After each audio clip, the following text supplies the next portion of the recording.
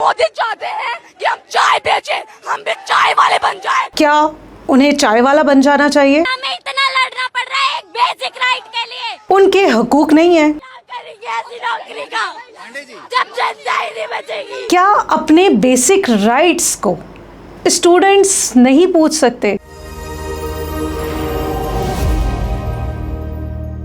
पर्चे तो बहुत से मुल्कों में आउट होते हैं। भारत में जो हो रहा है वो यकीनन अब तक आप जान चुके होंगे। तफसील से हम बात करेंगे। पाकिस्तान में भी ऐसे पर्चे बहुत दफ़ा आउट होते हैं। रवां साल, जिस साल की हम बात कर रहे हैं, मई के महीने में साल 2026 में कैम्ब्रिज का पर्चा आउट हुआ।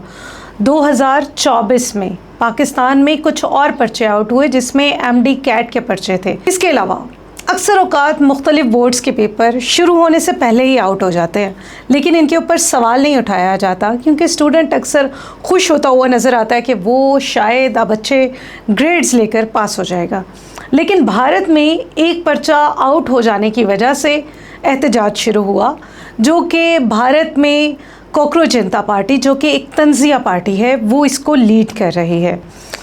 हम वहाँ पर देख रहे हैं कि स्टूडेंट्स बहुत से सवालात उठा रहे हैं, जैसे मोदी चाहते हैं कि हम चाय बेचें, हम भी चाय वाले बन जाएं। क्या उन्हें चाय वाला बन जाना चाहिए? हमें इतना लड़ना पड़ रहा है एक बेसिक राइट के लिए। उनके हकूक नहीं है? क्या करेंगे ऐसी नौकरी का जब जनता ही नहीं बचेगी। क्या अपने बेसिक राइट्स को स्टूडेंट्स नहीं पूछ सकते? लेकिन पाकिस्तान के हालात इस हवाले से बिल्कुल मुख्तलिफ है।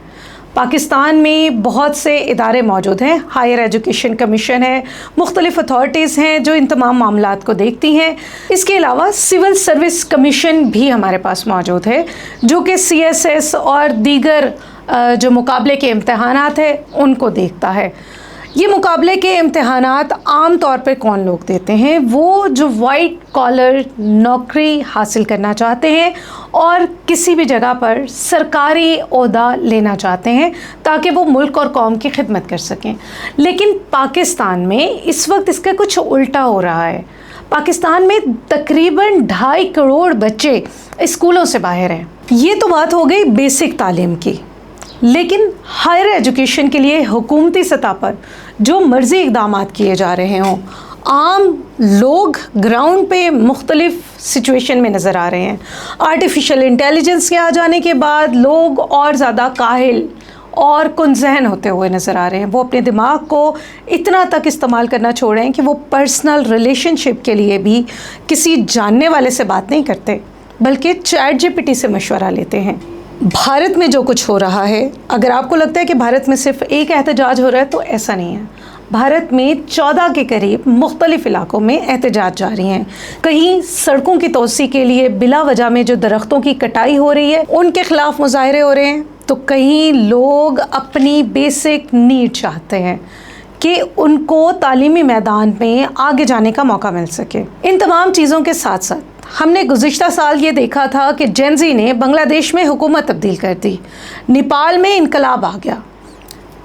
क्या अब भारत में यही कुछ होने वाला है? MCAT से लेकर ब्रिटिश काउंसिल तक के एग्ज़ामिनेशन और पर्चे का आउट हो जाना बहुत से सवालात उठाता है सिस्टम पे।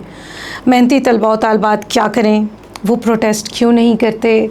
और कोई ऐसा लाहे अमल हुकूमत क्यों नहीं तामीर कर पा रही जिससे नौजवानों के लिए एक क्रेडिबल एजुकेशन सिस्टम बन सके?